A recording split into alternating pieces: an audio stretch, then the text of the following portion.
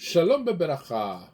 Vamos a continuar con la historia de los hebreos en Cuba. Seguimos con la Universidad Hebrea de Jerusalén por el doctor Calixto Mazo y Vázquez. Conferencia dictada por el doctor Calixto Mazo y Vázquez, profesor de Historia Contemporánea en la Universidad de La Habana, en la Agrupación Cultural Hebrea en el local de la Unión Sionista de Cuba, calle Prado 260 Altos, el día 30 de abril de 1953, publicado en el almanaque hebreo Vida Habanera del año 1953. Dice así, dando continuación a este artículo.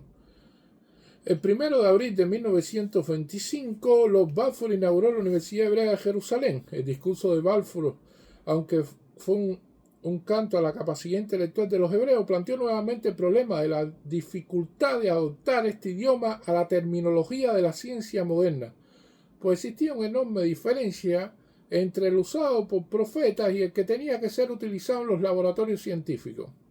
Pero la firmeza y los valores espirituales de los israelitas vencieron este problema que para muchos era insuperable. En esta época la universidad contaba con los siguientes departamentos: el Departamento de Estudios Hebreos, el Departamento de Biología y Química Coloidal, el Departamento de Microbiología y la Biblioteca Nacional Judía y Universitaria. Y con la inauguración se establecieron la Escuela de Estudios Orientales, el Departamento de Matemáticas y el Instituto de Historia Natural y el Departamento de Higienes. El primer consejo de administración fue formado por el Dr. Chaim Weizmann, el Dr. Albert Einstein, Asha Khan y Chaim Nachman Bialik, ocupando el cargo de canciller del Dr. Mannes. En 1928 se creó la Universidad de Humanidades, que incluyó los institutos de estudios hebreos y los institutos orientales, autorizándola para expandir el título de maestros de arte después de cursar las primeras materias propias de esta especialidad, como arqueología, historia, literatura, filosofía. El primer maestro en arte se graduó en 1931 y el primer doctor en filosofía en 1936. El desarrollo de los estudios de ciencia fue mucho más lento. En 1931 se amplió el Departamento de Ciencias Biológicas y en 1935 se estableció la Facultad de Ciencias con los departamentos de Física, Química, Climatología y Meteorología, Bacteriología, Matemática, Higiene, Botánica, Zoología, Parasitología y Fisiología. Y en el primer maestro en ciencias se graduó en 1935. De 1934 a 1935 se procedió a modificar la primitiva organización de la universidad, que se gobernó sin la participación de los organismos que desde el extranjero habían intervenido en la administración de la universidad.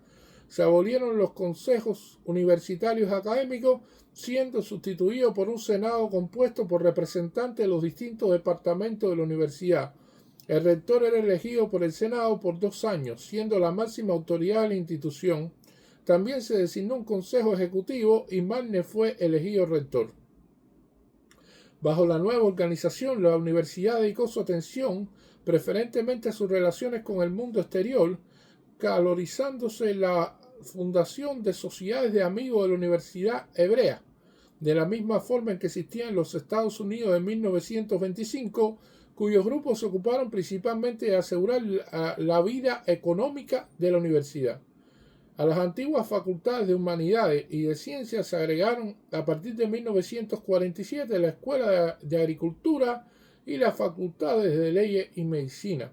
Se estableció una escuela de educación con la finalidad de preparar los maestros que necesitaba Israel, y el Instituto de Estudios Médicos y la Escuela de Posgraduado del Hospital Hadassah, que cooperaron con la agencia judía en la erradicación de la malaria, la tracoma y la atención de los problemas de higiene y salubridad creados por los inmigrantes.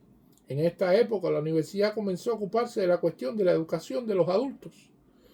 El siguiente periodo de la historia de la universidad, que algunos dividen en 2 partes, debe llamarse en realidad la Universidad en el Exilio, y comienza en 1948. La crisis en Palestina de este año afectó también a la Universidad de Jerusalén. Fue bombardeada en varias ocasiones. El 13 de abril se desarrolló un combate en el monte Scopus pereciendo 77 personas, entre ellas profesores notables, y el 7 de julio en Montes Copu fue declarado zona desmilitarizada bajo la supervisión de las Naciones Unidas. Los estudiantes se incorporaron al ejército de Israel y un 10% de ellos fueron muertos y muchos más resultaron heridos en los combates por la independencia. Las actividades universitarias fueron suspendidas. Los hombres de ciencia se enrolaron en la sección científica del ejército, en los servicios médicos, en la inteligencia militar, en las sesiones de educación, etc., demostrando una vez más la identificación de la universidad con los ideales de Israel y del sionismo. Y hasta aquí este interesante artículo que continuará la próxima semana de la Universidad Hebrea de Jerusalén del Dr. Calixto Mazo y Vázquez, publicado en el Almanaque Hebreo Vida Habanera del año 1953. Muchas gracias.